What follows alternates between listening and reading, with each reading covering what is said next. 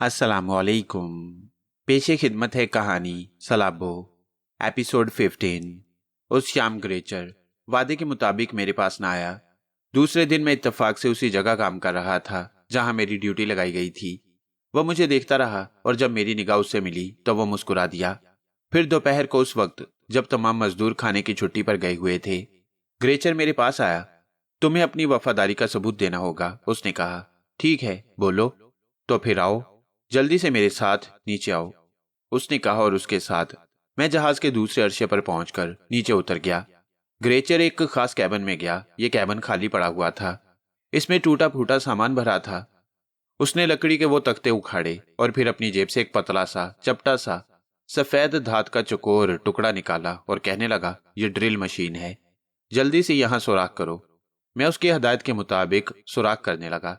ग्रेचर के कान बाहर की आहट पर लगे हुए थे, लेकिन उस वक्त सन्नाटा था।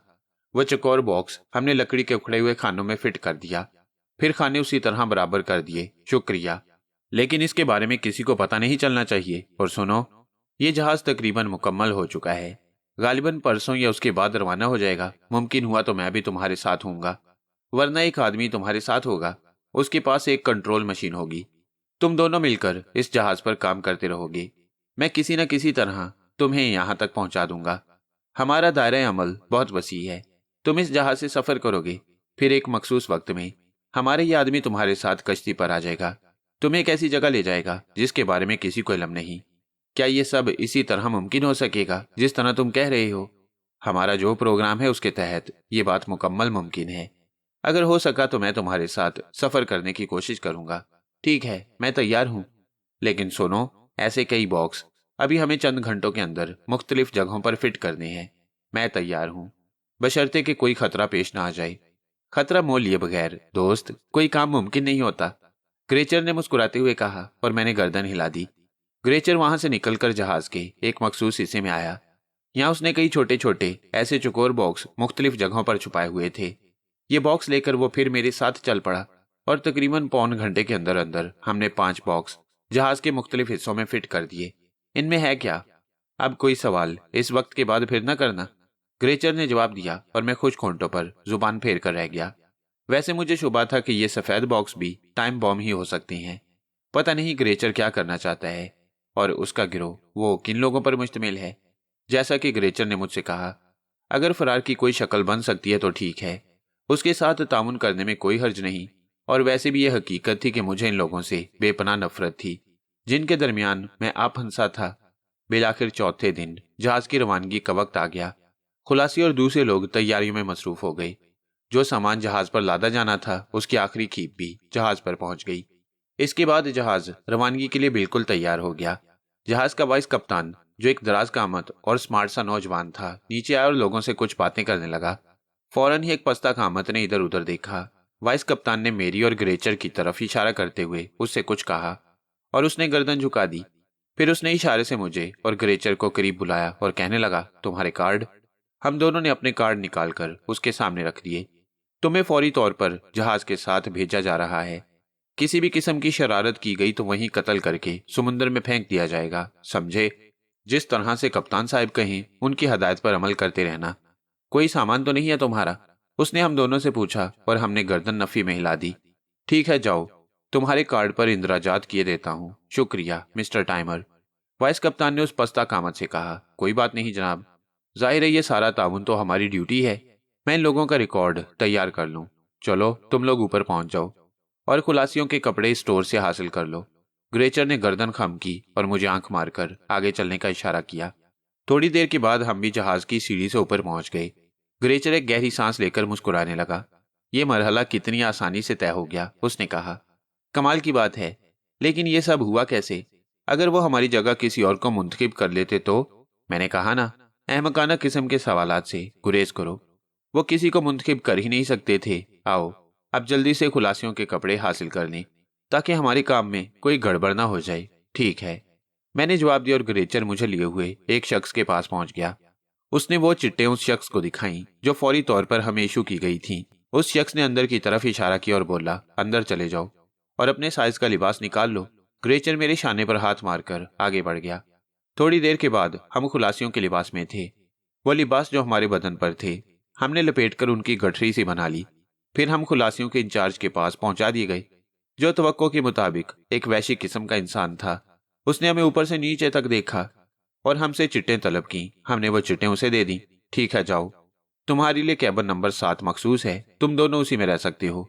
काम अभी कुछ नहीं है, तुम्हें तुम्हारी ड्यूटी बता दी जाएगी। मैंने गर्दन हिलाई और ग्रेचर और मैं चल पड़े।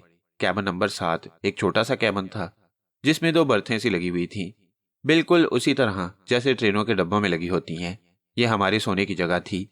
निचले हिस्से में बैठने की जगह थी। गोया रात को सोते हुए हमें बर्थें खोलना पड़ती और दिन को बंद करके उन्हें कैबिन की दीवारों से लगा दिया जाता। कैबिन में हम आराम करने लेट गए। मैंने यही कोशिश की थी कि मैं खुद ही तुम्हारे साथ ये सफर करूं, ग्रेचर आहिस्ता से बोला। मैं इस सिलसिले में अब तुमसे कोई सवाल नहीं करूंगा मिस्टर ग्रेचर। ये बदनसीबी है मेरी कि तुम मेरे साथ ये अहम काम अंजाम देते हुए भी मुझसे इस कदर बेगानगी बरत रहे हो। मैं इसके लिए मजबूर हूं, समझने की कोशिश करो, बददिल ना हो। अब इसी बहाने पर हमारा और तुम्हारा मुश्तरका मुफाद काम कर रहा है। हम दोनों की जिंदगी एक दूसरे से है। हाँ, मैं समझ रहा हूं। मेरे पास वो आला पोशीदा है जो जरूरत के वक्त हमारे काम आएगा और ये काम करने के बाद ही हम अपने मिशन की तकमील कर सकेंगे। फिर वही गुफ्तगू। मैं कहता हूं कि जब तुम मुझे अपने मिशन के बारे में बता नहीं सकते तो फिर उसका तज़किरा क्यों करते हो, मैंने खुश्क लहजे में कहा। और ग्रेचर मेरी शक्ल देखने लगा। फिर वो एकदम मुस्कुरा पड़ा। वैसे यार, तुम खासे ताकतवर आदमी हो और तुम्हारे हाथ खुदा की पनाह ये हथौड़ों की सी जरब लगाते हैं। हालांकि मैं बेहतरीन बॉक्सर हूं और जिंदगी में मैंने बहुत मार खाई है, लेकिन मेरे ये दांत इससे पहले अपनी जगह मौजूद थे। मुझे अफसोस है, लेकिन करता क्या मैं। मेरा मतलब है तुम मेरे बारे में जान चुके हो।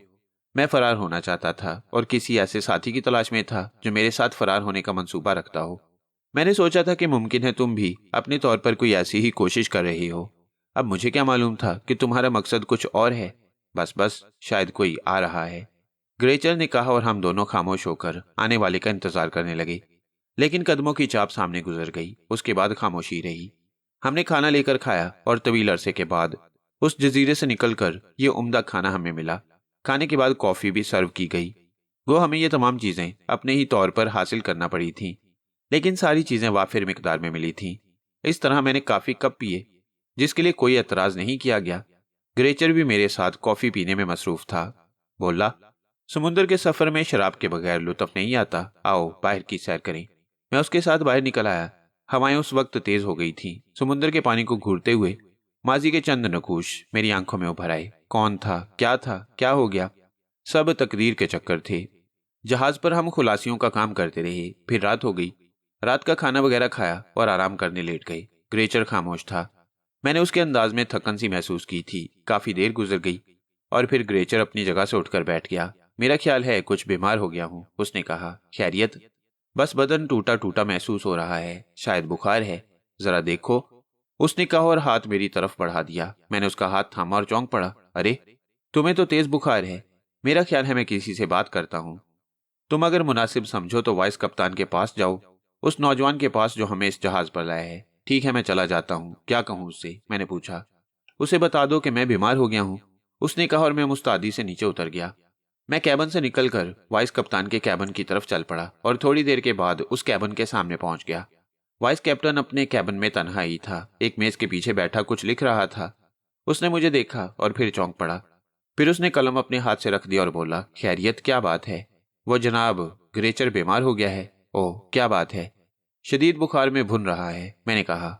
इस वक्त उसे बीमार नहीं होना चाहिए था, मेरे साथ आओ, वो बोला और मैं उसके साथ बाहर निकल आया। उसने इधर उधर देखा। अर्शे पर सन्नाटा फैला हुआ था। थोड़ी देर के बाद वो हमारे कैबिन में दाखिल हो गया। उसने ग्रेचर को देखा और बोला, क्या बात है ग्रेचर, ये मौका बीमार होने का नहीं था, क्या हो गया तुम्हें? मेरा ख्याल है मौसम का असर हो गया है। वैसे अभी हमारे पास वक्त तो है। हाँ, वक्त तो है, लेकिन इंतजामात भी तो करने होंगे, मेरा मतलब है। वाइस कैप्टन ने मेरी तरफ देखा। मैं खामोश खड़ा था। ये काबिल एतमाद आदमी है जनाब, बेफिक्र रहिए। मैं इसके बारे में अंदाजा लगा चुका हूँ। ठीक है, अच्छा, मैं तुम्हें दवा भिजवाता हूँ, सुबह को डॉक्टर को दिखा देना। मैं उसे खास तौर से हदायत कर दूंगा। जी, बेहतर है। तुम मेरे साथ आओ, वाइस कैप्टन बोला और मैं उसके साथ चल पड़ा। वाइस कैप्टन इस बार एक दूसरे कैबिन में पहुंचा। शायद ये कैबिन उसकी रिहाइशगाह के तौर पर इस्तेमाल होता था। उसने कैबिन की एक अलमारी खोलकर उसमें से कुछ दवाएं निकाली। उनमें से एक पैकिंग मुझे दी और चंद गोलियां। ये गोलियां उसे खिलाकर पानी पिला देना और सुबह 7 बजे दूसरी खुराक दे देना, बेहतर। और सुनो, कल तुम लोग, मेरा मतलब है तुम दोनों, कोई काम ना करना। मैं इसका भी इंतजाम कर दूंगा। आज मैंने सिर्फ इसलिए तुम लोगों को काम पर लगा दिया था कि किसी को तुम पर शुबा ना हो सके। ओके सर, मैंने जवाब दिया और वापस चल पड़ा। लेकिन रास्ते में मेरे दिमाग में ये ख्यालात तेजी से चकरा रहे थे कि क्या वाइस कैप्टन भी ग्रेचर के मिशन में शरीक है। यकीनन ऐसा ही होगा। मैं वापस आ गया। मैंने बड़ी हमदर्दी से ग्रेचर को दवा पिलाई। ग्रेचर ने दिली तौर पर मेरा शुक्रिया अदा किया। मैंने अपना कंबल भी उसके बदन पर डाल दिया। अरे नहीं नहीं, तुम सर्दी किस तरह बर्दाश्त कर सकोगे? नहीं डियर ग्रेचर, ऐसी कोई बात नहीं है। तुम बीमार हो। वैसे तो सुबह तक तुम्हें ठीक हो जाना चाहिए। हाँ, ये बहुत ज़रूरी है, क्योंकि कल के सफ़र के बाद रात को तकरीबन 12 या 12:30 बजे हमें अपना काम करना है, ग्रेचर ने कहा। अच्छा, मैंने जवाब दिया। फिर मैंने सुबह 7 बजे उसे दवा पिलाई। ग्रेचर का बुखार रात के 3-4 बजे तक उतर गया था। मैंने उसका टेम्परेचर देखा और किसी कदर मुतमईन हो गया। वैसे मेरे जहन में सनसनी थी, दूसरी सुबह हम लोगों से वाकई किसी किस्म का काम नहीं लिया गया। ग्रेचर का बुखार उतर गया, ताहम डॉक्टर ने उसे चेक किया और उसे एक इंजेक्शन देने के बाद चला गया। उसने ग्रेचर को बताया था कि बुखार के असरात अब खत्म हो गए हैं और शायद अब बुखार नहीं आएगा। शाम के 4 बजे तक ग्रेचर वाकई बिल्कुल ठीक हो गया। 4 बजे हम दोनों अरशे पर खड़े हुए थे। ग्रेचर खासा हशाश बशाश नजर आ रहा था। दिन में उसने कुछ नहीं खाया सिवाय कॉफी की 2 प्यालियों के। वो रेलिंग से टिका खड़ा खला में घूर रहा था। फिर उसने कहा, सलाबो, तुम्हारे ज़हन में जो खिचड़ी पक रही होगी मुझे उसका अंदाजा है, और अब मुझे तुम पर एतमाद भी हो गया है। शुक्रिया मेरे दोस्त। मैं तुम्हें एतमाद दिलाने के लिए कोई ऐसा इकदाम नहीं कर सकता था जो मेरे लिए मुमकिन होता, मैंने कहा। हम लोगों को यही तरबियत दी जाती है कि किसी भी शख्स पर एतबार ना करो उस वक्त तक जब तक कि उसके साथ एक तवील वक्त ना गुजार लो, ग्रेचर ने जवाब दिया। ये ठीक भी है, बाज़ औक़ात अजनबी वाकई नुकसानदेह साबित होती हैं, मैंने आहिस्ता से कहा। लेकिन तुम मुझे ज़रा मुख्तलिफ आदमी मालूम होते हो। तुमने जिस हमदर्दी से मेरी तीमारदारी की है, मैं उससे बहुत मुतासिर हुआ हूँ। वो मेरा फ़र्ज़ था डियर ग्रेचर, और फिर तुमने दिल से मुझे अपना साथी तस्लीम नहीं किया। लेकिन मैं ये जानता हूँ कि तुम्हारी वजह से मुझे इस अजाब से निकलने का मौका मिल रहा है। मुझे अपने बारे में कुछ और बताओ ताकि मैं तुम्हारे लिए कुछ और कर सकूं, ग्रेचर ने कहा। क्या बताऊं? मैंने सवाल किया। क्या तुम भी मुलाजमत की तलाश में मशरिक़ वुस्ता आए थे और फिर इन लोगों के चक्कर में फंस गए? ग्रेचर ने कहा। नहीं, ऐसी कोई बात नहीं, मैं गहरी सांस लेकर बोला। तो फिर? ग्रेचर सवालिया निगाहों से मुझे देखने लगा। मैं अपने एक दोस्त के साथ पहाड़ों में भटक रहा था। पहाड़ों में कुछ कबाइलियों से हमारी चपकलिश हो गई थी। वहां से हम लोग निकले तो हमने स्मगलरों की कार्रवाइयां देखी। पहाड़ों में एक ऐसे स्टीमर पर आ छुपे जो तैयार खड़ा हुआ था। मेरा साथी उन स्मगलरों के बारे में मालूमात हासिल करने के लिए एक कगार में दाखिल हुआ और मुझे स्टीमर पर देख लिया गया। फिर इसके सिवा कोई चाराकार नहीं था कि मैं स्टीमर ले भागूं। इस तरह मैं समुंदर में आ गया। समुंदर में मुझे तूफान ने घेर लिया। तूफान के सहारे मैं इस जजीरे पर पहुंच गया। बस इन लोगों ने मुझे कैद कर लिया। ये लोग मुझसे मेरे बारे में पूछते रहे। मैंने उन्हें सच बता दिया, लेकिन शायद उन्होंने इस पर यकीन नहीं किया। वो मुझे हुकूमत का जासूस समझते थे। तो इस तरह तुम इनके चुंगल में आ फंसे। वैसे तुम्हारा कारोबार क्या था? कुछ नहीं, बस आवारागर्दी। कभी कुछ किया है? हाँ, तुम्हारा ये थोड़ा बहुत काम किया है मैंने। यानी स्मगलिंग का? ग्रेचर ने मुतज्जबाना अंदाज में पूछा। हाँ। वेरी गुड, कमाल की बात है। भाई, इत्तेफाक है कि तुम अपने ही साथ ही निकल आए। मैं तुम्हारे बारे में कुछ नहीं जानता ग्रेचर, और चूंकि तुमने मना किया है इसलिए तुमसे पूछना भी नहीं चाहता। यहां से निकलने के बाद जहां भी तुम मुझे छोड़ दोगे वहां से अपने लिए नए रास्तों का तयन करूंगा, मैंने जवाब दिया। और अगर तुम्हारे नए रास्ते का इंतखाब मैं करूं तो? ग्रेचर ने कहा। मैं समझा नहीं। बात यह है दोस्त कि तुम्हारे समदर्दाना रवैये ने मुझे बहुत मुतासिर किया है और मैं तुम्हें इसका सिला देना चाहता हूँ। यही सिला काफी होगा डियर ग्रेचर कि तुम मुझे मुनासिब जगह पर छोड़ दो जहां से मैं अपनी दुनिया में निकल जाऊं। वैसे ये जजायर कौन से इलाके में है, क्या तुम बता सकती हो? बस यूं समझो, ये स्मगलरों के जजीरे कहलाते हैं। इलाका कोई नहीं है, बस खुले समुंदर के हिस्से हैं। मशरिक़ वुस्ता के आसपास ही हैं। गोया मैं इतनी दूर निकल आया। हाँ, पता नहीं तुमने ये सफर किस तरह किया। खासा लंबा सफर था, ग्रेचर ने जवाब दिया। फिर बोला, मैं चाहता हूँ तुम मैक्लारो के गिरोह में शामिल हो जाओ। मैं इसके लिए कोशिश करूंगा। मैक्लारो कौन? फ्रांसिस मैक्लारो एक बहुत बड़ा स्मगलर है। यूं समझो कि सारी दुनिया में ही चंद ऐसे स्मगलर हैं जिनका कारोबार पूरी दुनिया में फैला हुआ है, और इतना अजीमुशान कारोबार है कि तुम तसव्वुर भी नहीं कर सकते। तो ये लोग, मेरा मतलब है ये सब मैक्लारो ही के आदमी हैं? नहीं, इनका ताल्लुक किसी और गिरोह से है। वो गिरोह कौन सा है? उन लोगों को जिन्होंने तुम्हें पकड़कर कैद किया सैंडो के आदमी समझा जाता है, और ये जजीरा भी सैंडो का है। और यहाँ उसके बहुत ज्यादा आदमी हैं। सैंडो भी मैक्लारो ही के पाए का स्मगलर समझा जाता है, लेकिन आजकल दोनों स्मगलरों में चली हुई है। क्या मतलब ये कि उनमें जंग छिड़ी हुई है। दोनों एक दूसरे को नुकसान पहुंचाने के दर पे हैं। बड़े बड़े नुकसानात पहुंचा चुके हैं एक दूसरे को। और ये जहाज जिसमें करोड़ों रुपए का असलहा जा रहा है, एक मुल्क के लिए सैंडो ही का है। ओह, मैंने मुतहय्यराना अंदाज में आंखें फाड़ कर कहा। और मैक्लारो इसे गर्क करना चाहता है? क्या मतलब? मैं हैरत से बोला। वो चौकोर बॉक्स जो तुमने फिट किए हैं बड़े खतरनाक किस्म के टाइम बॉम्ब हैं, और उनका कंट्रोल स्विच मेरे पास है। वाइस कैप्टन हमारे साथ है। यूं समझो कि ये मैक्लारो ही का आदमी है, जबकि जहाज का कप्तान सैंडो का आदमी है। इसी तरह हमारे आदमी एक दूसरे में घुसे हुए हैं। वाइस कैप्टन, जिसका नाम मुझे नहीं मालूम, हमारे सरपरस्त हैं, और इस कश्ती में हमारे साथी फरार होंगे, जो आज रात 12:30 बजे जहाज छोड़ देगी। मैं सनसनीखेज निगाहों से ग्रेचर को देखने लगा।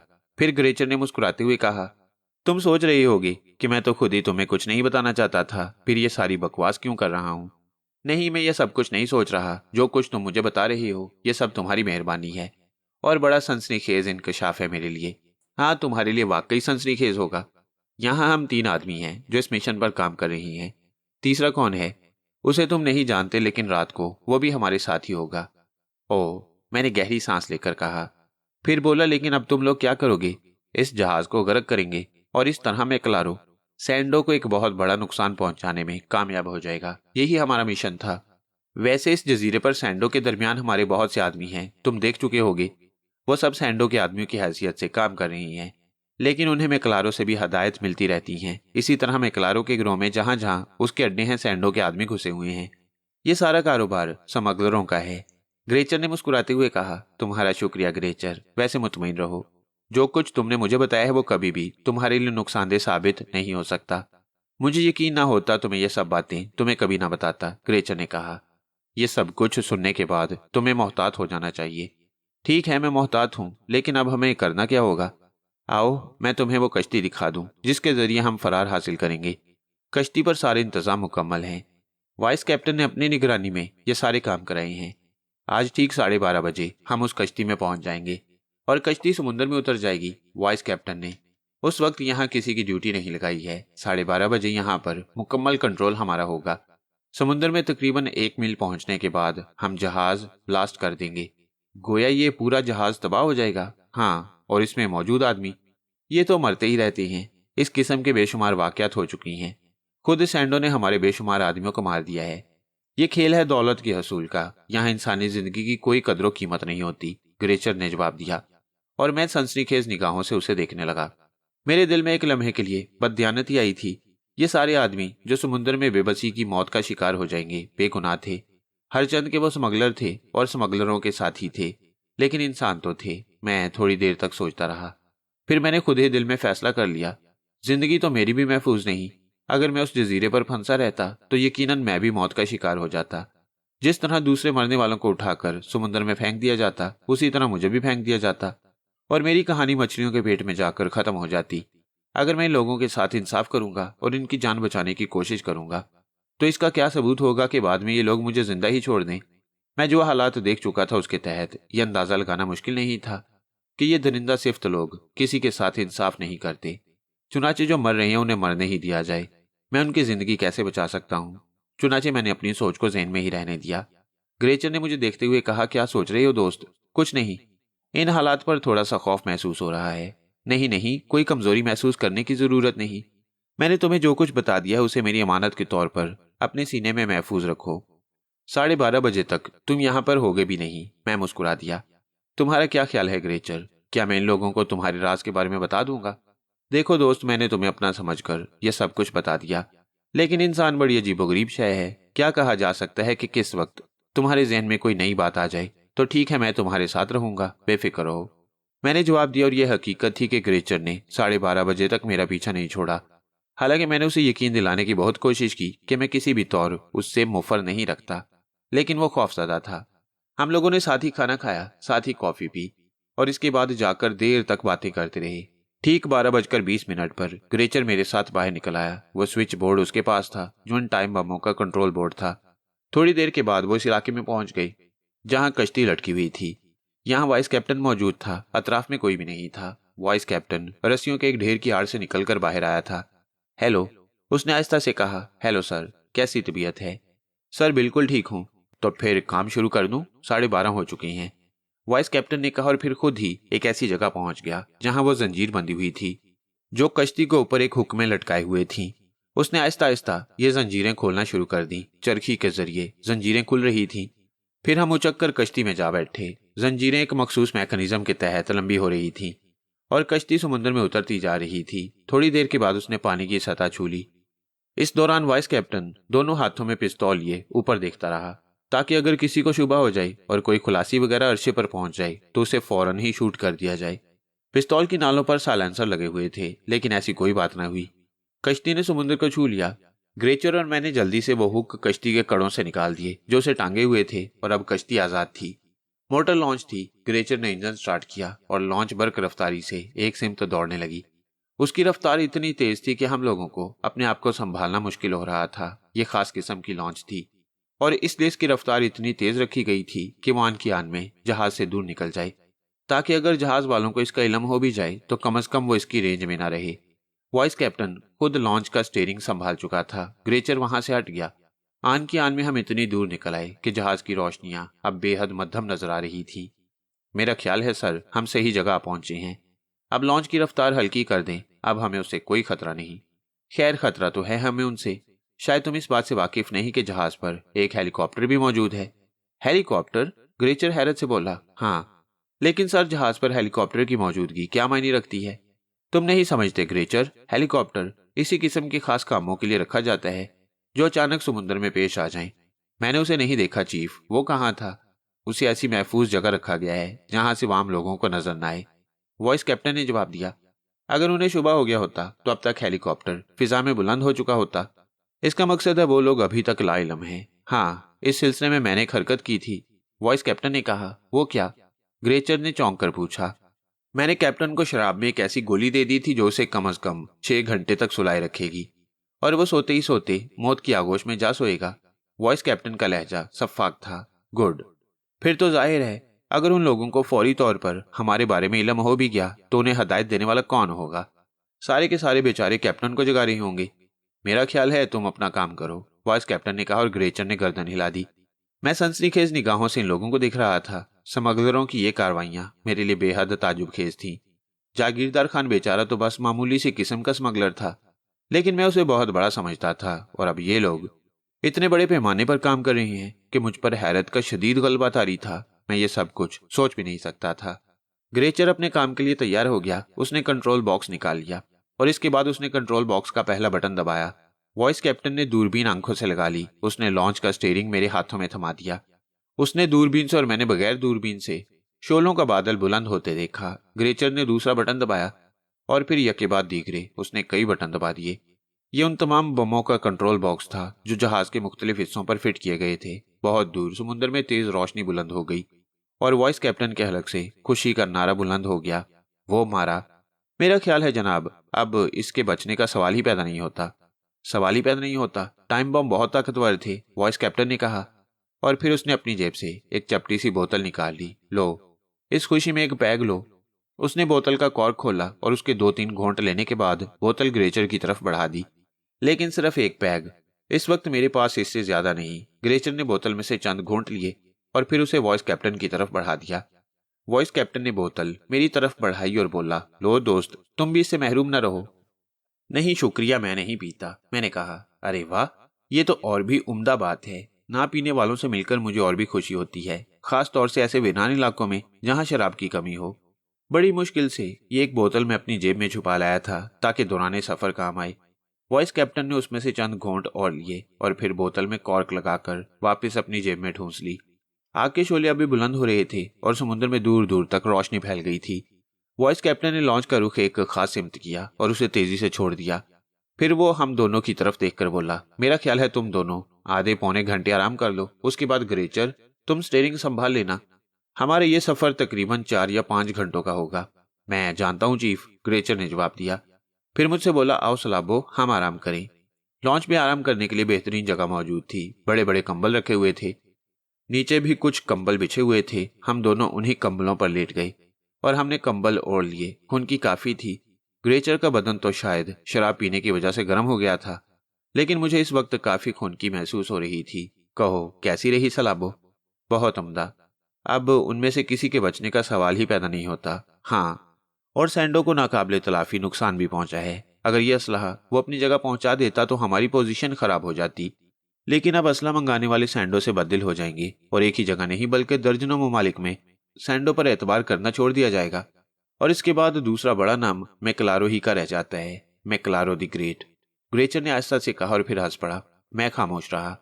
आधे पौने घंटे का आराम हैसियत ही क्या रखता था। थोड़ी देर में यह वक्त गुजर गया और वॉइस कैप्टन की आवाज सुनाई दी। ग्रेचर, क्या तुम सो गए? नहीं चीफ, जाग रहा हूं। तो फिर आ जाओ यार, बड़ी सर्दी है। ओके, ग्रेचर ने जवाब दिया। फिर मुझसे बोला, सलाबो, अगर तुम आराम करना चाहो तो कर सकते हो, मुझे कोई एतराज नहीं। लेकिन बेहतर यह होगा कि हम बातें करें। तुम आराम से कंबल ओढ़कर बैठ जाना, यहां से कंबल उठा लो। बल्कि सुनो, अगर तुम कॉफी पीना चाहो तो यहाँ कॉफी मौजूद होगी। अगर कॉफी मिल जाए तो लुत्फ ही आ जाए। तुम लोग तो शराब के घूंट लेकर खुद को गर्म कर चुके हो, लेकिन मैं काफी सर्दी महसूस कर रहा हूँ, मैंने कहा और ग्रेचर ने गर्दन हिला दी। वह लॉन्च के एक कोने में रखी हुई अलमारी की जाने पड़ गया और उसे टटोलने लगा। थोड़ी सी कोशिश के बाद उसे कॉफी मिल गई। खाने पीने की दूसरी चीजें भी मौजूद थीं। उसने कॉफी का थर्मस निकाला और मेरी जानिब बढ़ा दिया। जितनी पीना चाहो पियो और फिर आराम से रख दो, इसमें कई थर्मस रखे हुए हैं। कैप्टन ने इस सिलसिले में खासा माकूल बंदोबस्त किया हुआ है, मैंने मुस्कुराते हुए कहा। कॉफी पीने के बाद हम बाहर आ गए। कैप्टन हमें अपना चार्ज सौंपने के बाद अंदर चला गया। उसने ग्रेचर को हदायत कर दी थी कि 2 घंटे के बाद उसे जगा दिया जाए। ये 2 घंटे हम लोगों ने मुख्तलिफ मौज़ूआत पर गुफ्तगू करते हुए गुजारे। रात आहिस्ता आहिस्ता बह रही थी। समुंदर पुरसुकून था। हवाओं में भी कोई तेजी नहीं थी। अलबत्ता सर्दी अच्छी खासी थी। चुनाचे मैं कंबल लपेटे बैठा रहा। थोड़ी देर के बाद मैंने ग्रेचर को कंबल दे दिया और खुद स्टीयरिंग संभाल लिया। चूंकि पहले भी स्टीमर ड्राइव कर चुका था, इसलिए इस वक्त मुझे कोई दिक्कत पेश नहीं आ रही थी। यार, तुम बेहतरीन साथी हो सकती हो। मैं इंतहाई कोशिश करूंगा कि मैक्लारो तुम्हें अपने साथ शामिल कर ली, ग्रेचर ने थोड़ी देर के बाद कहा। मैं सिर्फ मुस्कुरा कर रह गया। 2 घंटे के बाद ग्रेचर कैबिन में गया और उसने वॉइस कैप्टन को जगा दिया। वॉइस कैप्टन ने आकर ड्राइविंग सीट संभाल ली। वह थोड़ी थोड़ी देर के बाद अपनी बोतल में से शराब के कुछ घूंट ले लिया करता। फिर उस वक्त सुबह का उजाला फूट रहा था जब हमने कुछ रोशनियां देखी और ग्रेचर खुशी से चीख उठा। वो मैक्लारो का जजीरा है, जजीरा फीडा। ये जजीरा किसी ममलिकत में है? हाँ, वहां मैक्लारो की ममलिकत कायम है, ग्रेचर ने जवाब दिया। स्टीमर बर्क रफ्तारी से जजीरे की जानिब दौड़ रहा था और रोशनियां करीब आती जा रही थी। जिस वक्त हम जजीरे के बिल्कुल किनारे पर पहुंचे तो सुबह हो चुकी थी। जजीरे में चारों तरफ मकानात बिखरे हुए थे और मैं दिलचस्प निगाहों से इस इलाके को देख रहा था। ये मकानात भी कच्ची मिट्टी से बने हुए थे और इनकी छतों पर भी वैसी ही मिट्टी फैला दी गई थी। मैंने इस बारे में ग्रेचर से कहा तो वो बोला, वैसे ही आम रास्ता नहीं है। समुद्र का एक ऐसा इलाका है जिधर से जहाज वगैरह नहीं गुजरते, लेकिन हवाई जहाजों से कोई जहाज महफूज नहीं होता। छतों पर मिट्टी इसलिए फैला दी गई है कि ऊपर से इनके बारे में कोई अंदाजा न लगाया जा सके। इनकी साख्त इस तरह रखी गई है कि बुलंदी से देखने पर यह चट्टानें मालूम हो। यह हमारी जन्नत है, ग्रेचर ने बताया और मैं इस जन्नत को देखने के लिए बेचैन हो गया। एक बाकायदा डेक बना हुआ था जहां स्टीमर किनारे से जा लगा। वॉइस कैप्टन ने उसकी मशीनरी बंद की और इसके बाद हम तीनों सीढ़ियां तय करके ऊपर पहुंच गए, जहां बहुत से अफराद हमारे इस्तकबाल के लिए खड़े थे। एक रंगीन लिबास में मस्करी सी शक्ल के आदमी ने वॉइस कैप्टन का इस्तकबाल किया और उससे लिपट गया। काम हो गया है मिस्टर फोर्क, काम आपकी मर्जी के मुताबिक हो गया है, वॉइस कैप्टन ने कहा। हुर्रा, फोर्क ने आवाज लगाई और वहां मौजूद सब लोग चीख पड़े। उन्होंने अपनी जेबों से बोतलें निकाली और उनके घूंट लेने लगे। फोर्क ने एक एक बोतल ग्रेचर और वॉइस कैप्टन के हाथ में भी थमा दी। तीसरी बोतल उसने मुझे पेश की। वॉइस कैप्टन हाथ उठाकर बोला, नहीं नहीं, ये नहीं पीते। ये कौन है? हमारे नए मेहमान मिस्टर सलाबो। सालाबो? फोर्क ने गलत तलफ्फुज में मेरा नाम अदा किया और फिर मेरी जानिब अपना चौड़ा हाथ बढ़ा दिया। मैंने गर्मजोशी से उसे हाथ मिलाया। फोर्क चौंक कर मुझे देखने लगा। फिर जब मैंने उसका हाथ छोड़ा तो उसने अपने हाथ से मेरा हाथ पकड़कर उसे करीब करके देखा और गर्दन हिलाने लगा। गुड, किसी मर्द का हाथ मालूम होता है। वेरी गुड, तुम्हारा मेहमान पसंद आया वॉइस कैप्टन, उसने कहा। शुक्रिया, वॉइस कैप्टन बोला। फिर उसने ग्रेचर से कहा, ग्रेचर अपने मेहमान को ले जाओ, बाद में इनके बारे में कोई मुनासिब फैसला कर लेंगे। ग्रेचर ने गर्दन हिला दी और मुझे इशारा करके आगे बढ़ गया। स्मगलरों की ये जन्नत भी मेरे लिए पुरकशिश थी। सड़कें, गलियां और बाजार, तमाम चीजें मौजूद थीं। इलेक्ट्रिक के लिए कोई बाकायदा बिजली घर मौजूद नहीं था, लेकिन शायद बहुत बड़े बड़े जनरेटर लगाए गए थे। क्योंकि यहाँ बाकायदा बिजली का निजाम फैला हुआ था। जनरेटर हाउस एक अलग इमारत में था। जिस इमारत में ग्रेचर मुझे लेकर दाखिल हुआ वो एक मंजिला ही थी, इस तरह कच्ची मिट्टी की बनी हुई, लेकिन अंदर से उसे देखकर मेरी आंखें हैरत से फैल गईं। जरूरियाती जिंदगी का ऐसा कौन सा सामान था जो इसमें नहीं था? एयर कंडीशनड, फ्रिज, टेलीविजन और ना जाने क्या क्या। ये मेरा अपना मकान है, ग्रेचर ने कहा। गुड, तुम यहाँ रहते हो। हम में से रहता कोई नहीं है, लेकिन अपनी एक रिहाइश का जरूर बनाता है, ग्रेचर ने मुस्कुराते हुए कहा। ग्रेचर, तुम्हारे वो साथी जो वहां मौजूद हैं, मेरा मतलब है सैंडू के जजीरे पर, क्या वो खतरे में नहीं है? हमेशा खतरे में रहते हैं। तुमने देखा नहीं था तुम्हारे दाखिल होने के बाद वो लोग कितने मोहतात हो गए। दरअसल हम दोनों के आदमी, जैसा कि मैं तुम्हें पहले भी बता चुका हूँ, एक दूसरे में घुसे रहते हैं और हमें हर लम्हे यह खतरा रहता है कि कहीं हमारे बारे में किसी को कोई इल्म ना हो जाए। सैंडो और मेकलारो के आदमी मुख्तलिफ जराए से एक दूसरे में दाखिल होकर जासूसी करने की कोशिश करते हैं। मैंने पहले यही सोचा था कि मुमकिन है तुम सैंडो के खास आदमियों में से हो और मुखालिफों का पता लगाने के लिए मुझ तक पहुंचे हो। उस वक्त भी मैंने तुम्हें यही समझकर मारा था कि मेरा राज खुल गया। मैं जानता हूं, कोई बात नहीं, गलतफहमी दूर हो गई, मैंने कहा। अब तुम जिस वक्त तक दिल चाहे आराम करो। ये जगह बेहतरीन तफरीह गाह भी है। मेरा मकसद है यहाँ एक बेहतरीन क्लब बनाया गया है जहां उन तमाम लोगों के लिए तफरीहात मुहैया की गई हैं। और सुनो, तुम्हें जरूरत की हर चीज मिल सकती है, समझे? इंसानी जरूरियात क्या होती हैं, इस बात को जहन में रखना। वैसे तुम शराब तो पीते नहीं हो, लेकिन मेरा ख्याल है जिंदगी की दूसरी दिलचस्पियों से अलग ना होगे। शुक्रिया ग्रेचर, मैंने जवाब दिया। अच्छा, तुम आराम करो, मैं चलता हूँ। फिक्र मत करना, किचन में तमाम चीजें मौजूद हैं। बल्कि मैं यूं करता हूँ कि किसी को तुम्हारी खिदमत के लिए भेजे देता हूँ। नहीं नहीं, इसकी जरूरत नहीं है यार, मैं जानता हूँ।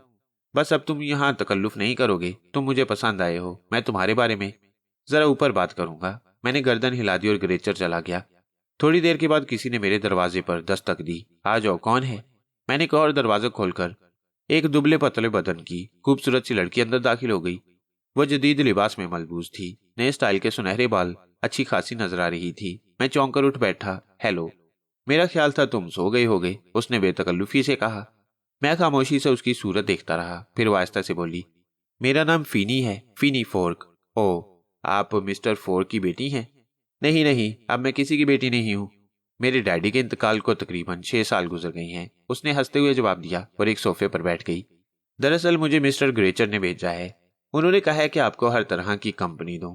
किसी चीज की जरूरत तो नहीं है? नहीं शुक्रिया मिस्टर फीनी। आप सोना तो नहीं चाहते?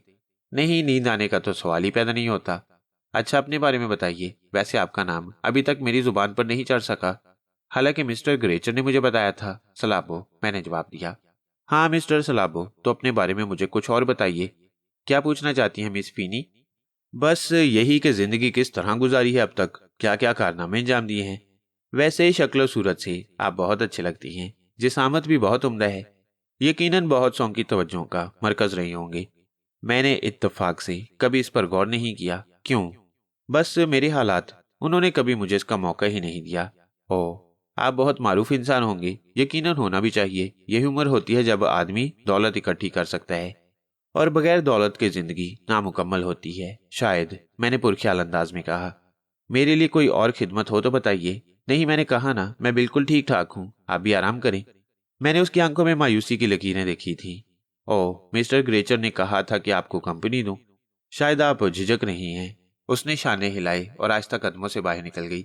उसके जाने के बाद मैं यहाँ के हालात और अपने मुस्तकबिल के बारे में सोचता रहा। फिर ना जाने किस वक्त मुझे नींद आ गई।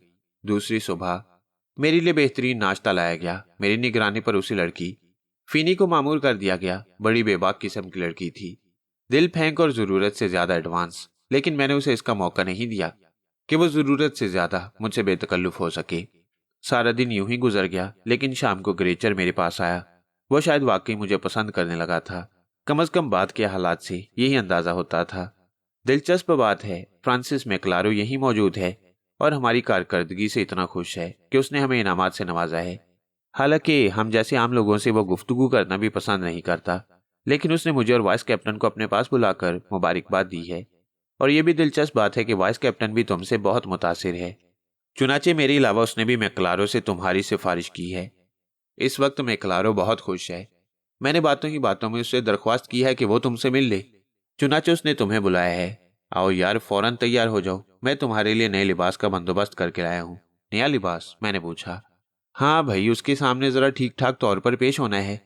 तुम खुद को स्मार्ट बनाकर उसके सामने लाओ ताकि तुम्हारा काम आसान हो जाए।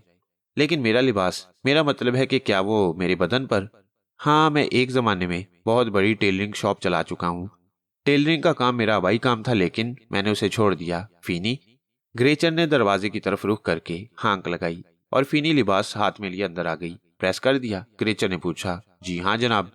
तो फिर अपने दोस्त को पहना दो, ग्रेचर ने मुस्कुराते हुए कहा, लेकिन फीनी के होंठों की मुस्कुराहट फीकी थी। ग्रेचर ने बगौर उसे देखते हुए पूछा, क्यों भाई, क्या बात है? कुछ नहीं। क्यों मिस्टर सलाबो, फीनी कैसी लड़की है? ठीक है, अच्छी है, लेकिन ये तुमसे झिझक रही है। ये बात मेरे लिए जरा ताजुब खेज है। नहीं, ऐसी कोई बात नहीं। लाओ फीनी, लिबास मुझे दे दो, मैं पहन लूंगा। ओहो, मैं भूल गया था कि तुम एशियाई हो। क्यों फीनी, मेरा ख्याल गलत तो नहीं है? सॉरी सर, मैंने इन मामलात पर गौर करना छोड़ दिया है, फीनी बुझे हुए लहजे में बोली। और ग्रेचर हंसने लगा। फिर वो बोला, सलाबो की मर्जी है, हमारे ये दोस्त अपनी मर्जी का मालिक है। तुम 5 मिनट के अंदर अंदर तैयार हो जाओ सलाबो, मैं बाहर तुम्हारा इंतजार कर रहा हूँ। ग्रेचर फीनी के साथ बाहर निकल गया। मैंने लिबास पहना। अब ऐसे लिबास पहनने में मुझे कोई दिक्कत नहीं होती थी। देहाती सलाबो तो कब का खत्म हो चुका था। ठीक 5 मिनट के बाद ग्रेचर ने दरवाजे पर दस्तक दी। मैं बाहर निकल आया। ग्रेचर की आंखें मुझे देखकर मुसर्रत से फैल गईं। वेरी गुड, वाकई कमाल है। बस मैं सोच भी नहीं सकता कि नए लिबास में तुम इस कदर स्मार्ट नजर आओगे। Very good. मुझे यकीन है कि मैक्लारो तुम्हें पसंद करेगा। वो खुद भी स्मार्ट आदमी है और स्मार्ट लोगों को पसंद करता है। आओ, देर हो रही है। मैंने कोई जवाब नहीं दिया और ग्रेचर के साथ बाहर निकल आया। थोड़े से फासले पर फीनी खड़ी अजीब सी निगाहों से मुझे देख रही थी, लेकिन मैंने इन निगाहों का कोई नोटिस नहीं लिया। ये सारी बातें फजूल और अहमकाना किस्म की थीं। उन औकात की बातें जब इंसान को जहनी तौर पर और कोई काम नहीं होता। हम एक जीप में बैठकर चल पड़े। टेढ़े मेढ़े रास्तों से गुजरती हुई जीप एक खूबसूरत से मकान के सामने पहुंचकर रुक गई। ऊपर से ये मकान भी उसी तर्ज का था जैसे दूसरे मकानात बनाए गए थे, लेकिन अंदर से इसे देखकर मुझे इतनी हैरत हुई जितनी पहली बार अपनी रिहायशगाह को देखकर हुई, क्योंकि मैं तवक्को नहीं रखता था कि वीरान जजीरे पर आर्जी तौर पर बनाए हुए ये मकानात इस कदर खूबसूरत होंगे। 3 सीढ़ियों का ये चबूतरा तय करके हम एक हॉल में दाखिल हुए और उससे गुजरकर एक दूसरे बड़े हॉल में, जो ड्राइंग हॉल था। ड्राइंग हॉल के इंतहाई आरामदेह सोफा पर एक शख्स बैठा हुआ था, स्याह सूट में मलबूस। कनपटियों के सफेद बाल उस पुररोब शख्स की शख्सियत में कुछ और इजाफा कर रहे थे। बराबर की मेज पर शराब के बर्तन करीने से सजे हुए थे। खूबसूरत चमकदार जूता आहिस्ता आहिस्ता हिल रहा था। उसने निगाहें उठाकर हम दोनों को देखा। शराब का गिलास उसके हाथ में था और वो उसे होंठों तक ले जा रहा था, लेकिन दूसरे लम्हे उसके गिलास से शराब छलक गई। उसने जल्दी से गिलास मेज पर रखा और सोफे के हत्थों पर हाथ रखकर उठ खड़ा हुआ। वो मुतज्जिबाना निगाहों से मुझे देख रहा था। चंद लम्हात उसकी यही कैफियत रही, जिसे शायद मेरे अलावा ग्रेचर ने भी महसूस किया, लेकिन ग्रेचर उससे कैफियत के बारे में सवाल करने की जुर्रत न कर सका। फिर उसने खुद को संभाल लिया। हेलो, यही मिस्टर सलाबो हैं? उसने ग्रेचर से सवाल किया। यस सर, आपके हुक्म के मुताबिक मैं इसे आपकी खिदमत में ले आया हूँ। ठीक है, हमें इसे तन्हाई में बातें करने का मौका दो। बहुत बेहतर जनाब, जो हुक्म। ग्रेचर ने जवाब दिया और वापसी के लिए पलट पड़ा। सुनो, तुम आराम करो, इसे हमारे लिए छोड़ दो। ओके सर, ग्रेचर ने जवाब दिया और बाहर निकल गया। मैं अपनी जगह खामोश खड़ा हुआ था। फ्रांसिस मैक्लारो कई कदम आगे बढ़ा और मेरे करीब पहुंच गया। वंडरफुल, बहुत ही हैरत अंगेज। तुम्हारा नाम सलाबो है? जी जनाब, मैंने जवाब दिया। ओह, कमाल की बात है, नामुमकिन। मैं हैरानी से उसके अल्फाज सुन रहा था। मेरी समझ में जाहिर है कुछ नहीं आ सकता था। फिर उसने दिलचस्पी से कहा, बैठ जाओ, और मैं उसके इशारा किए सोफे की जाने बढ़ गया। वो जिस निशिस्त पर बैठा था वो मेरी उस निशिस्त से मजीद चंद कदम के फासले पर थी। बैठने के बाद उसने गिलास मेज से उठाया और उसे होंठों से लगा लिया। उसकी पुरख्याल निगाहें मुझ पर जमी हुई थीं। फिर उसकी आवाज उभरी, एशियाई हो? जी हाँ जनाब। तालीम याफ्ता भी हो गई? नहीं, ज्यादा नहीं, मामूली सा। इंग्लिश बोल लेते हो? जी हाँ। Good, very good. लेकिन एशियाई होने के बावजूद तुम्हारा रंगो रूप यूरोपियन जैसा है। क्या तुमने कभी थोड़ी बहुत जिंदगी यूरोप में भी गुजारी है? नहीं जनाब, मैंने यूरोप की शक्ल भी नहीं देखी। अपने बारे में मुझे कुछ और भी बताओ, किस तरह जिंदगी गुजारते रहे हो? एक देहात में आंख खोली थी, वहीं परवरिश पाई और हालात के हाथों भटकता हुआ शहर पहुंच गया। शहर की महज़ब दुनिया में मुझे थोड़ी बहुत तहजीब सिखाई गई और इसके बाद हालात के हाथों भटकता हुआ आप तक पहुंच गया। ग्रेचर ने तुम्हारे बारे में तफसीलात बताई थी। तुम सैंडो के कैदी थे। जी हाँ, सैंडो का नाम। वैसे मुझे ग्रेचर ही की जुबानी मालूम हुआ, मैंने जवाब दिया। किस तरह पहुंचे थे वहां? ग्रेचर को बता चुका हूं, बस भटकता हुआ स्मगलरों तक जा निकला। वहां से जान बचाने के लिए भागना पड़ा, मगर तकदीर फिर स्मगलरों की जानिब ले आई। Good, very good. यूं लगता है तुम्हारी तकदीर बहुत अच्छी है और तुम्हें रफ्ता रफ्ता खींचकर वहां ले आई जहां तुम्हें आना चाहिए था। मैं क्लारो की आवाज उभरी। मुझे उसके अल्फाज बेहद पुरस्कार लगे, लेकिन ग्रेचर मुझे उसके बारे में बता चुका था, इसलिए मैं भी उससे ज्यादा सवालात की जुर्रत नहीं कर सका। आओ तुम्हें कुछ दिखाऊं, मैं क्लारो ने कहा और उठ खड़ा हुआ। मैंने भी अपनी जगह छोड़ दी। मैं क्लारो मुझे अपने साथ लिए हुए ड्राइंग रूम के दरवाजे से बाहर निकल आया। फिर वो एक बेडरूम में दाखिल हुआ। बेडरूम में बहुत ही खूबसूरत फर्नीचर मौजूद था। मध्यम रोशनी हो रही थी, लेकिन अंदर दाखिल होकर मैं क्लारो ने तेज रोशनी जला दी। मैं उस कमरे का माहौल देखने लगा। फिर मैं क्लारो मुझे बाजू से पकड़कर एक तस्वीर के सामने ले आया, जो तेज रोशनी की वजह से चमक का शिकार थी और दूर से नजर नहीं आ रही थी। लेकिन जब मैं उसके करीब पहुंचा तो भौंचका सा रह गया। ये मेरी ही तस्वीर थी, सिर्फ मूंछों का फर्क था, वरना मेरे और उसके चेहरे में कोई फर्क नहीं था। बिलाशुबा इतनी हैरत अंगेज मुशाबहत सिर्फ मेरे और सलाबो ही के दरमियान थी। तो क्या यह सलाबो की तस्वीर है? मैंने ताज्जुब से सोचा। सलाबो की पूरी कहानी मेरे इल्म में आ चुकी थी, लेकिन उसने किसी फ्रांसिस मैक्लारो का जिक्र नहीं किया था। इसलिए इस तस्वीर को देखकर मैं ये अंदाजा तो नहीं लगा सका कि किस तरह सलाबो का ताल्लुक इन लोगों से होगा, लेकिन यह सलाबो की तस्वीर हो सकती थी। अलबत्ता इस तस्वीर की मूंछें न मुझसे मिलती थी न सलाबो से। मैं उसे देखता रहा और मैक्लारो मेरी आंखों में देखता रहा। क्या ख्याल है, अगर तुम मूंछों का स्टाइल बदल दो तो क्या तुम्हारी मूंछें ऐसी ना हो सकेंगी? क्यों नहीं जनाब, लेकिन यह किसकी तस्वीर है? यह तस्वीर एक बहुत ही अजीब कहानी रखती है और मुझे हैरत है कि एक बार फिर वो कहानी जिंदा हो गई। क्या मतलब? मैं समझा नहीं, मैंने जवाब दिया।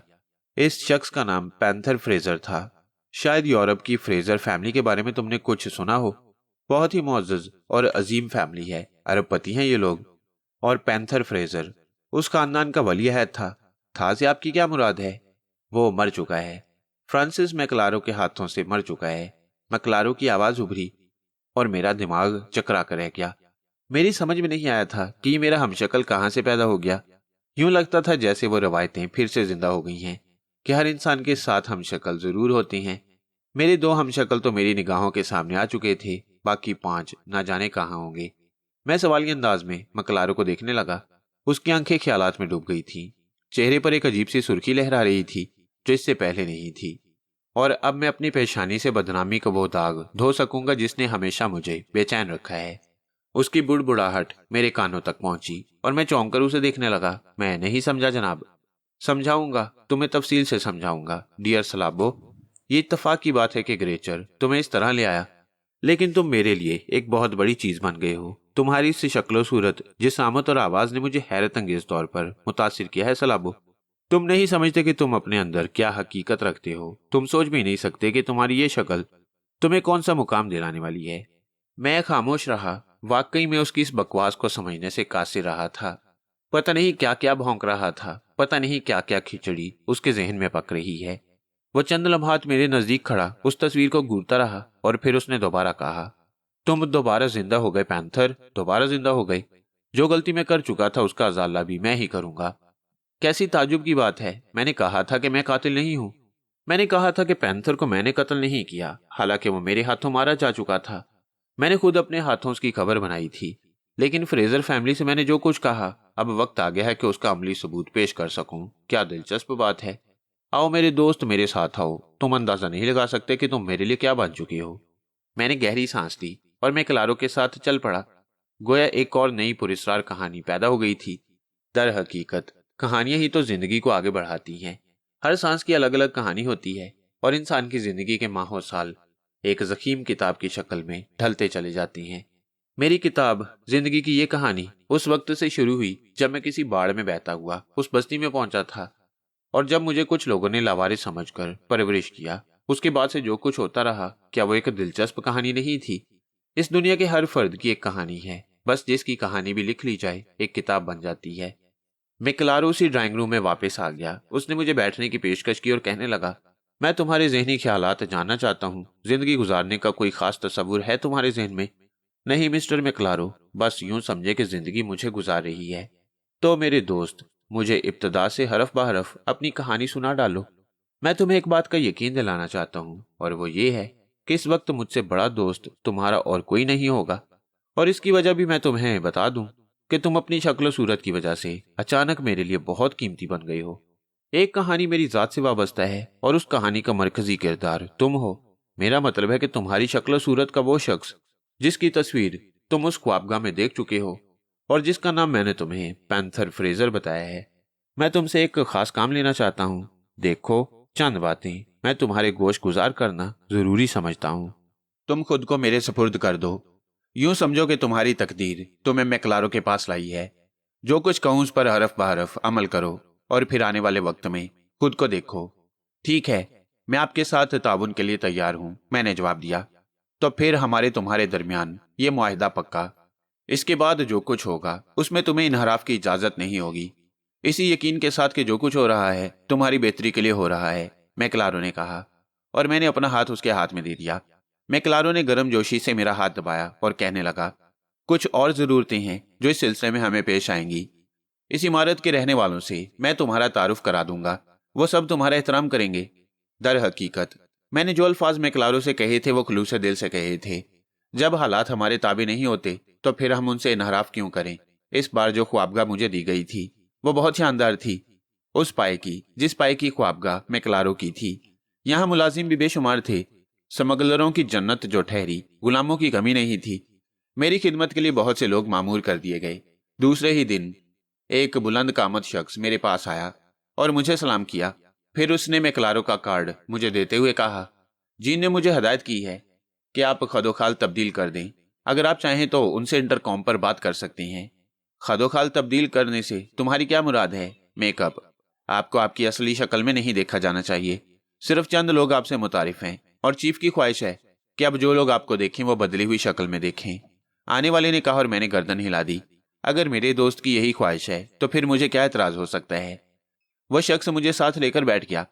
फिर तकरीबन आधे घंटे तक वो मेरे चेहरे के नकूश में तब्दीली करता रहा। आधे घंटे के बाद जब उसने मेरे सामने आईना पेश किया तो मैं हैरान रह गया। मेकअप का ऐसा कमाल आज तक मेरी निगाहों से नहीं गुजरा था। वो शख्स मेकअप का माहिर मालूम होता था। सिर्फ थोड़ी थोड़ी तब्दीलियां करके उसने मेरी शख्सियत भी बदल दी। वो अपने काम से फारिग होकर चला गया और तकरीबन आधे घंटे के बाद मैक्लारो मेरे पास पहुंच गया।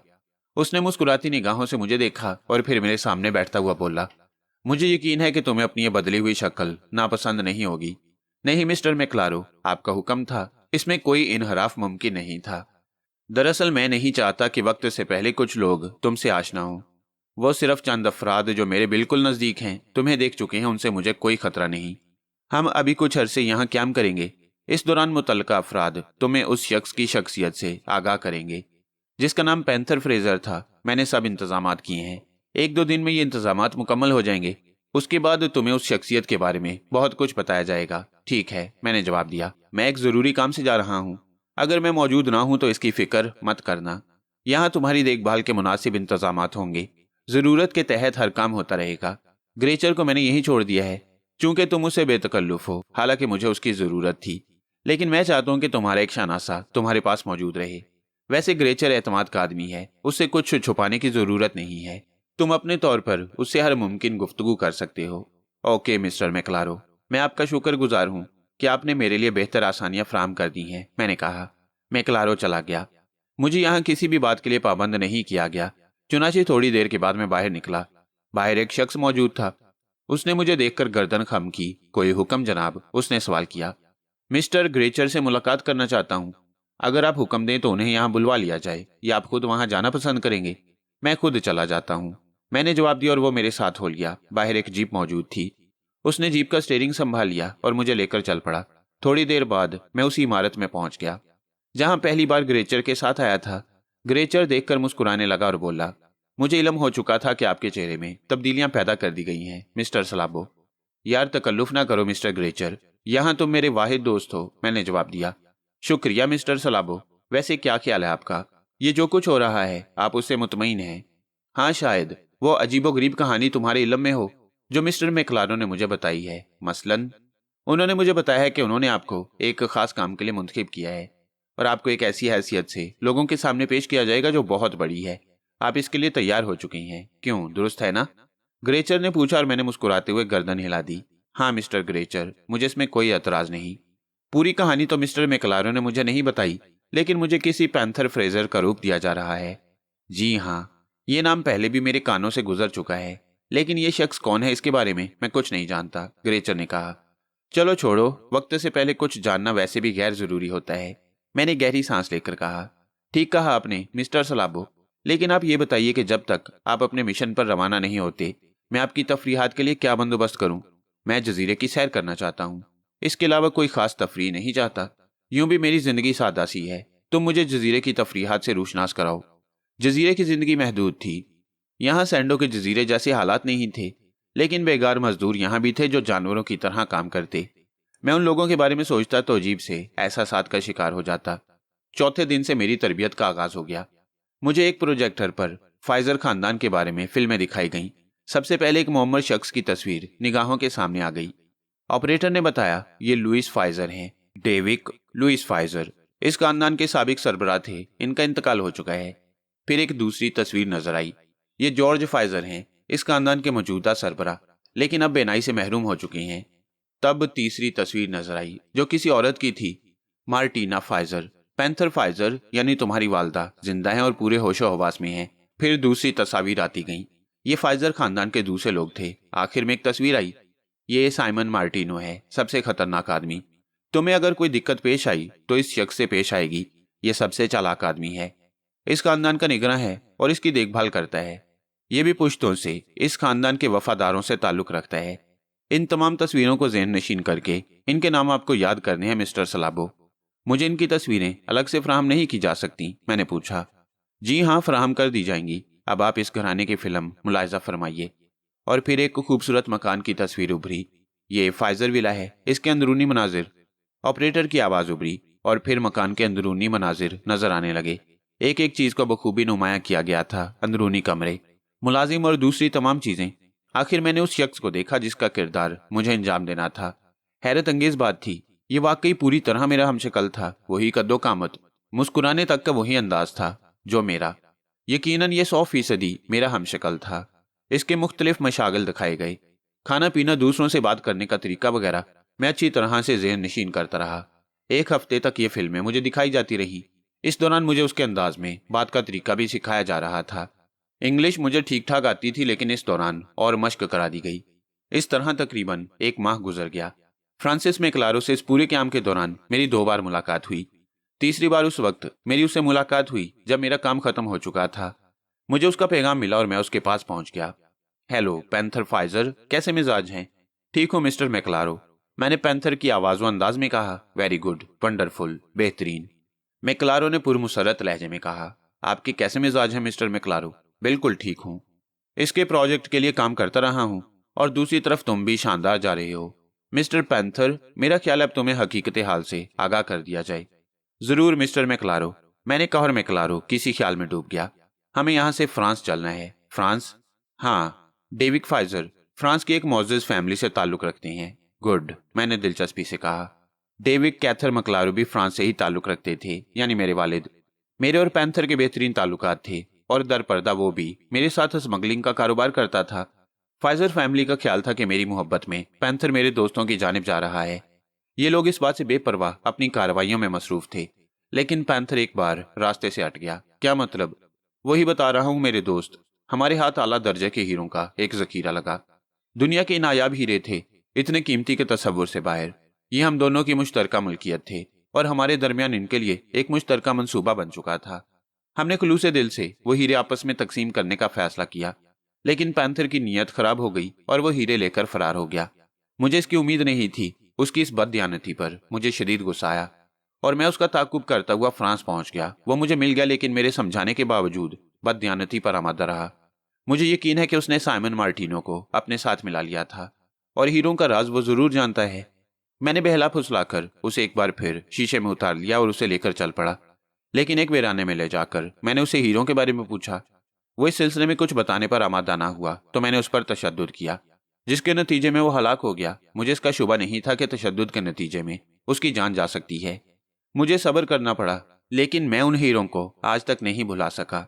मैं खामोशी से मैक्लारो की शक्ल देख रहा था। फिर मैक्लारो ने कहा, मुझे यकीन है कि ये सूरत हाल किसी हद तक तुम्हारी समझ में आ गई होगी। हाँ, किसी हद तक। फिर क्या ख्याल है इस बारे में? मैं आपसे हर तरह ताउन का वादा कर चुका हूँ मिस्टर मैक्लारो। बेहद शुक्रिया मेरे दोस्त। हीरों के हसूल के बाद अगर तुम चाहो तो मेरे साथ शरीक भी रह सकते हो, और अगर ना चाहो तो मैं तुम्हें उनका हिस्सा देकर अपने तौर पर जिंदगी बसर करने की आज़ादी भी दे सकता हूँ। ये बात की बात है, बेशक, लेकिन मेरी तरफ से ये पेशकश क्लूज पर मबनी है। मैं तुम्हें $2 करोड़ नकद दे सकता हूँ। मैंने कहा ना, ये बात की बात है, ठीक है। मुझे तुम जैसे शेर चशम लोग पसंद हैं। अब तुम इस सिलसिले में मुझसे सवालात कर सकते हो। वहां मेरे लिए क्या खतरात हो सकते हैं? Number 1, Simon Martino. तफसील बताते जाओ। ये उस खानदान का मैनेजर है, बेहद चालाक आदमी है, और इस बात का इम्कान है कि उसे हीरो के बारे में मालूम हो। ठीक। दूसरा सवाल, पैंथर फाइजर के कत्ल को कितना अरसा गुजर चुका है? तकरीबन 5 माह। उसके अहले खानदान को इस बारे में तशवीश नहीं होगी? जरूर होगी। उन्हें इस किस्म का कोई शुबा तो नहीं होगा उसके कत्ल का? नहीं, शायद अभी नहीं। क्यों? इसलिए कि 2-2, 3-3 माह तक पैंथर अक्सर गायब रहा है। इस बार ये गुमशुदगी तवील है। उन लोगों का रद्द-ए-अमल क्या है, मालूम किया? मैंने पूछा। पैंथर के अहले खानदान का? हाँ। तफसील तो मालूम नहीं। मैंने 2 बार इस सिलसिले में कई लोगों से राब्ता किया था। जवाब मिला कि मौजूद नहीं है। गोया तुमसे इस बारे में कोई सवाल नहीं किया गया? हरगिज नहीं, पहले भी कभी ऐसा नहीं हुआ।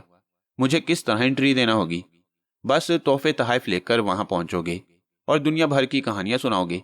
मेरे ख्याल में किसी को शुबा नहीं होगा। ठीक है, बस यही मालूम करना था। तुम्हें कोई तरद्दुद तो नहीं है?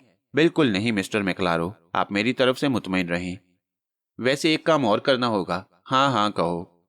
इस इमारत में हमारे कुछ लोगों को मौजूद रहना होगा, ताकि किसी भी वक्त किसी जरूरत पर मैं उनसे राब्ता कायम कर सकूं। इसका बंदोबस्त हो जाएगा और इसकी इतला तुम्हें दे दी जाएगी। वैसे जरूरी गुफ्तगू के लिए मैं तुम्हें एक नन्हा सा ट्रांजिस्टर दे दूंगा और तुम्हारे लिए कुछ लोगों को मखसूस कर दूंगा। ओके, काम खत्म, मैंने जवाब दिया। गोया तुम तैयार हो? 100%। Very good. तुम्हारे लिए ग्रेचर को भी इनामात से नवाजा जाएगा कि उसने तुम जैसा आदमी फराम किया। हम कल सुबह रवाना हो रही हैं। फ्रांस यहाँ से कितनी दूर है? बहुत दूर। ये बिल्कुल मुख्तलिफ इलाका है। हम स्टीमर के जरिए एक शहर पहुंचेंगे। वहां 2-3 दिन कैंप करेंगे। तुम्हारे पासपोर्ट वगैरह का बंदोबस्त किया जाएगा और उसके बाद हम तैयारी के जरिए रवाना हो जाएंगे। ओके मिस्टर मैक्लारो, मैं पूरी तरह तैयार हूँ। अब बाकी सारी चीजें सिर्फ आपसे मुतल्लिक हैं, मैंने जवाब दिया। मैक्लारो ने एक बार फिर गर्मजोशी से मुझसे हाथ मिलाया और इसके बाद हमारी ये नशिस्त बर्खास्त हो गई। मैं ज़हनी तौर पर इस सारे काम के लिए आमादा था। यह भी एक एडवेंचर था। जिन हालात में मैंने पिछले 2-3 माह गुजारे थे, उसके बाद उम्मीद नहीं थी कि दोबारा ये जिंदगी हासिल हो जाएगी। दूसरे दिन जरूरी तैयारियों के बाद एक बड़ी स्टीमर लॉन्च के जरिए हम लोग चल पड़े।